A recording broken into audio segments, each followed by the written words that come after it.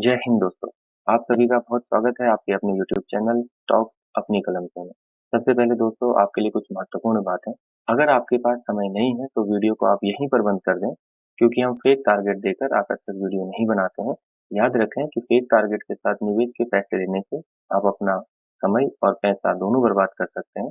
हमने इस वीडियो में कुछ रिपोर्ट्स और डेटा आपको दिखाने और समझाने की कोशिश की है। जिन रिपोर्ट्स के बारे में हम वीडियो में डिस्कस करेंगे उन सभी का लिंक आपको डिस्क्रिप्शन में मिल जाएगा। आप वहां पर जाकर लिंक में क्लिक करके रिपोर्ट्स को पढ़ सकते हैं। ऐसे ही आप ज्यादा से ज्यादा समय लेकर सेक्टर में निवेश करने से पहले रिसर्च जरूर कर लें। अभी इस तरह की न्यूज आपने पिछले एक साल में देखी या सुनी जरूर होंगी।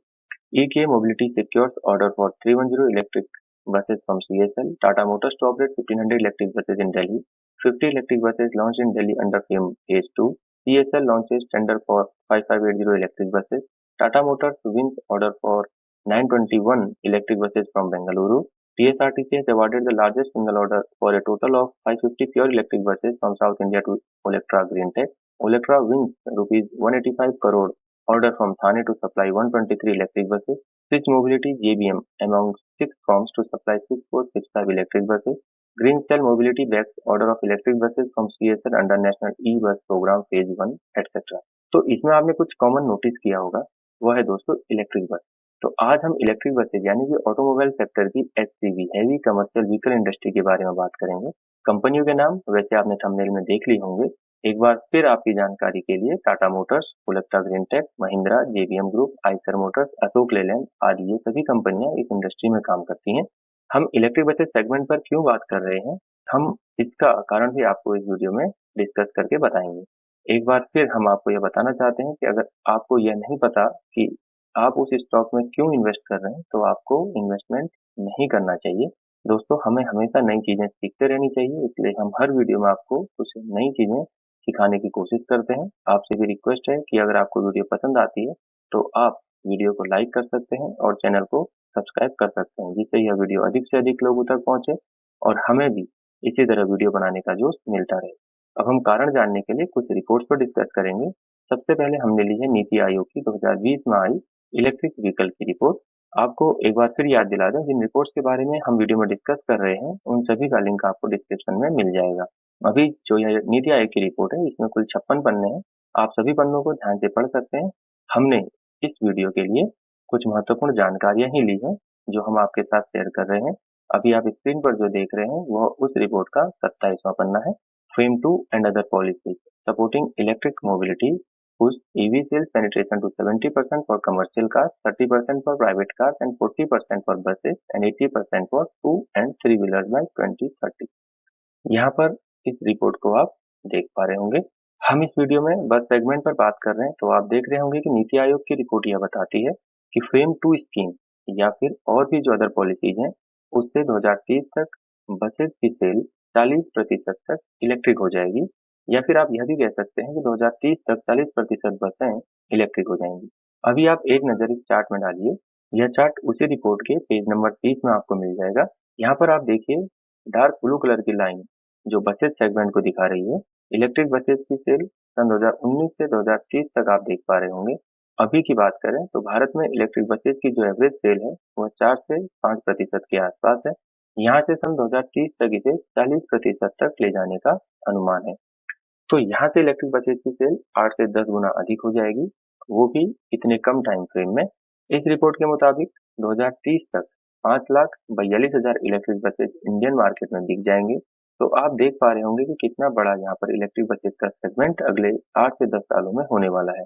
यह रिपोर्ट पेज नंबर 33 में आपको मिल जाएगी। इसमें जो बाकी डिटेल्स हैं उसे पेज नंबर 34 में जाकर आप आराम से समझ सकते हैं। अभी आपको यह लग रहा होगा कि यह पुरानी रिपोर्ट पर हम डिस्कस करके अपना समय क्यों बर्बाद कर रहे हैं, तो ऐसा बिल्कुल भी नहीं है। हम पुरानी रिपोर्ट पर डिस्कस जरूर कर रहे हैं, लेकिन इसी से तो हम आगे वीडियो में यह जानेंगे कि ये इम्प्लीमेंट हो भी रही है या नहीं। आप फिर से यहाँ पर देखिए कि 2020 में एक और फोरकास्ट लगाया गया था कि Indian electric bus market $4.3 million से इंक्रीज होकर $1364.4 मिलियन तक जा सकता है, जो कि करीब 48.8% के CAGR से इंक्रीज होगा। इस रिपोर्ट का लिंक भी मैं आपको डिस्क्रिप्शन में प्रोवाइड कर दूंगा। दूसरी रिपोर्ट हमने पहले भी डिस्कस कर ली है। अभी आप फिगर 29 पर एक नजर डालिए। यहाँ पर जो भी डेटा आपको दिख रहा है वह 1000 में है। तो जो ईवी सेल्स 2020 में आपको दिखाई दे रही है वो 0.6 है और 2030 तक या 542 तक हो जाएगी, यानी कि 98% के सीएजीआर से यहाँ पर आपको ग्रोथ देखने को मिलेगी। इसके बाद कोविड का इम्पैक्ट भी आया, जिससे ये प्रोजेक्शन थोड़ा आगे भी जा सकता है 2032 या 2035 तक। पर आपने देखा कि 98% का सीएजीआर इस इंडस्ट्री को आगे ले जाने वाला है। हम सिर्फ बसेस के बारे में क्यों डिस्कस कर रहे हैं, इसका भी एक कारण है। अगर आप इस रिपोर्ट को पूरी तरह पढ़ेंगे तो आप समझ में आएगा आपको कि यह एक सरकार का प्राइमरी मिशन है कि पॉल्यूशन कम हो और हम ग्रीन एनर्जी की तरफ आगे बढ़ें। और हैवी कमर्शियल व्हीकल आपको ज्ञात होगा कि सबसे अधिक पॉल्यूशन करती है, तो सरकार अपनी अलग-अलग स्कीम्स से इन्हें बदलने की पूरी कोशिश कर रही है। इसलिए इस सेगमेंट का पूरी तरह से इम्प्लीमेंटेशन होना संभव है। अभी हम ये देख लेते हैं कि क्या ग्राउंड पर भी ये काम हो रहे हैं या नहीं।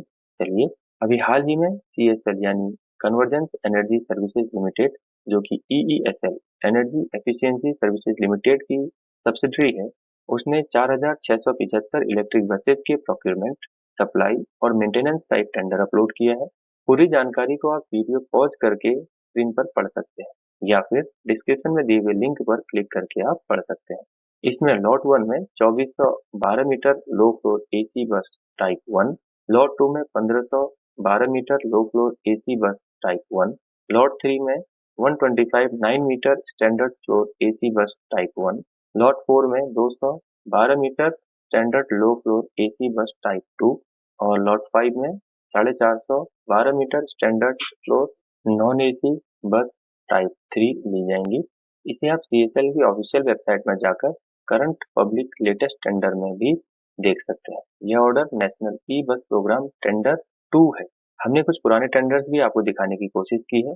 अभी आपको स्क्रीन पर दिख रहे होंगे प्रीवियस टेंडर्स। इसमें 75 सीरियल नंबर पर आपको दिख रहा होगा। यहाँ पर इससे पहले 5,690 इलेक्ट्रिक बसेस का टेंडर दिसंबर 2022 में कंप्लीट हुआ है, जो कि एनईबीपी यानी नेशनल बस प्रोग्राम टेंडर 1 है।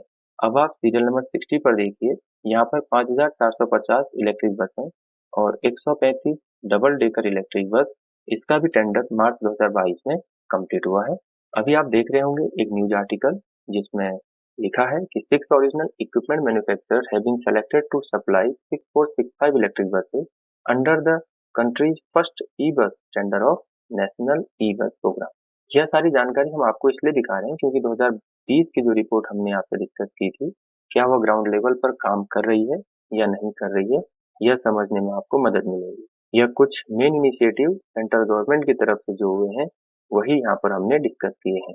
इसके अलावा भी अलग-अलग तरह की सब्सिडी स्कीम्स के तहत सभी स्टेट गवर्नमेंट और प्राइवेट प्लेयर्स भी इलेक्ट्रिक बस सेगमेंट से जुड़े हुए हैं, जहां से समय-समय पर इलेक्ट्रिक बसेस के ऑर्डर कंपनी को मिलते रहते हैं। यहाँ तक रिपोर्ट देखने के बाद हमें यह तो पता लग गया कि कहीं ना कहीं ग्राउंड लेवल पर कुछ काम हो रहा है।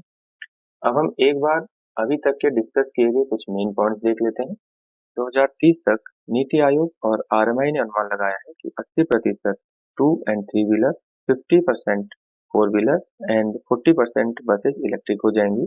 Second point, according to the forecast, India का जो इलेक्ट्रिक बस मार्केट है 2020 में जहां $94.3 मिलियन के आसपास में था, वहां से यह इंक्रीज होकर 2025 तक $1364.4 मिलियन तक पहुंच जाएगा, जो कि करीब 48.8% के सीएजीआर से ग्रोथ करेगा।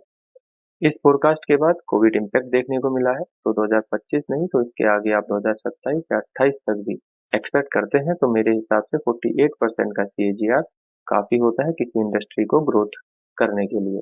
तीसरा पॉइंट हमने देखा था, नीति आयोग ने 2030 तक इलेक्ट्रिक व्हीकल सेल में 98% ग्रोथ प्रोजेक्शन यहाँ पर किया था। अब हम अपनी पोर्टफोलियो की बात करेंगे, तो हमने अपने पोर्टफोलियो में टाटा मोटर्स और ओलेक्ट्रा ग्रीनटेक को शामिल किया है, क्योंकि एक तरफ जहां टाटा लार्ज कैप होने के साथ साथ उस पर टाटा का विश्वास भी है, वहीं दूसरी तरफ ओलेक्ट्रा ग्रीनटेक एक स्मॉल कैप कंपनी है जिसका भविष्य हाल के ही दिनों में काफी उज्जवल दिखाई दे रहा है, और अगर कंपनी इसी तरह काम करती है तो यह मल्टी बैगर रिटर्न भी दे सकती है। दोस्तों, लार्ज कैप कंपनियां जहाँ स्थिर होती है, वहीं स्मॉल कैप कंपनी बहुत ज्यादा वोलेटाइल होती है। इसलिए हमने अपने पोर्टफोलियो में किस तरह से इन कंपनियों को जोड़ा है, इसे आप आगे देखेंगे। इससे पहले हमने 5 और कंपनियां अपने पोर्टफोलियो में ऐड की हैं, जिनका डिटेल फंडामेंटल एनालिसिस भी हमने किया है। उसे आप हमारे लॉन्ग टर्म पोर्टफोलियो प्लेलिस्ट में जाकर देख सकते हैं, जिसका लिंक आपको डिस्क्रिप्शन में मिल जाएगा। अभी आपको 7 स्टॉक्स के बाद हमारा पोर्टफोलियो कुछ इस तरह से नजर आ रहा होगा। आज हमने यहाँ पर टाटा मोटर्स जिस पर हम 5% वेटेज दे रहे हैं और ओलेक्ट्रा ग्रीनटेक जिसमें हम 2% का वेटेज दे रहे हैं। एक बार फिर हम आपको यह जानकारी देना चाहते हैं कि आप किस कभी भी पोर्टफोलियो बनाएं तो किसी भी सेक्टर में अधिक से अधिक 15% ही वेटेज दें। उससे अधिक वेटेज देने से अगर उस पर्टिकुलर सेक्टर में कुछ प्रॉब्लम होती है तो आपका पोर्टफोलियो आपको अधिक नुकसान करता हुआ दिखाई देगा। तो इसी तरह से किया जाता है डाइवर्सिफिकेशन। अलग-अलग सेक्टर और अलग-अलग कंपनियां आपको सेलेक्ट करनी होती हैं। 6 से 7 अलग-अलग सेक्टर में 15 से 20 अलग-अलग कंपनियां।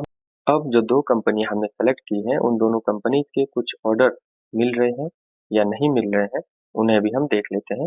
पहले हम small cap company Olectra Greentech को देखेंगे।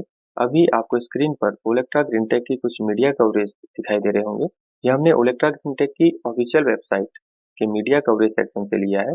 यहाँ पर आपको दिख रहा होगा ओलेक्ट्रा ने 550 बसेज का ऑर्डर टीएसआरटीसी यानी Telangana state road transport corporation से लिया है।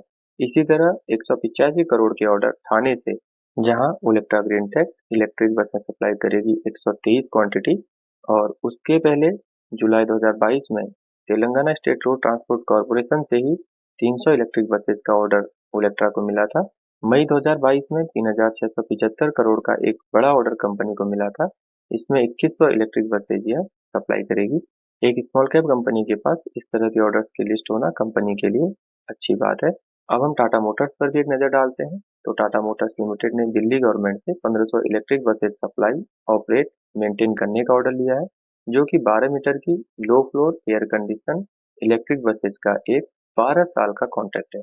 टाटा मोटर्स ने 200 इलेक्ट्रिक बसेस जम्मू और श्रीनगर में सप्लाई करने का ऑर्डर लिया है, जो कि अक्टूबर 2022 में उसे मिला था। उससे पहले अगस्त 2022 में 921 इलेक्ट्रिक बसेस का ऑर्डर बीएमटीसी से टाटा मोटर्स को मिला है। अगस्त 2022 में ही वेस्ट बंगाल ट्रांसपोर्ट कॉर्पोरेशन से 1180 इलेक्ट्रिक बसेज का ऑर्डर टाटा मोटर्स को मिला था। उससे पहले 27 अप्रैल 2022 की बात करें तो 5000 करोड़ रुपए का एक गवर्नमेंट टेंडर भी टाटा मोटर्स ने जीता था। तो आपने देखा कि दोनों ही कंपनियों के पास ऑर्डर्स की अच्छी खासी लिस्ट है। तो दोस्तों, अगर आपको इन दोनों कंपनियों में या फिर किसी इलेक्ट्रिक बसेस सेगमेंट से जुड़ी हुई किसी भी कंपनी के बारे में डिटेल फंडामेंटल एनालिसिस चाहिए तो आप कमेंट सेक्शन में जरूर बताएं। हम उस कंपनी के बारे में फंडामेंटल एनालिसिस जरूर करेंगे। और अगर आपको वीडियो पसंद आया हो तो आप वीडियो को लाइक कर सकते हैं और चैनल को सब्सक्राइब भी कर सकते हैं। मिलते हैं एक और नई वीडियो में। तब तक के लिए आप स्वस्थ रहें, मस्त रहें। जय हिंद, जय भारत।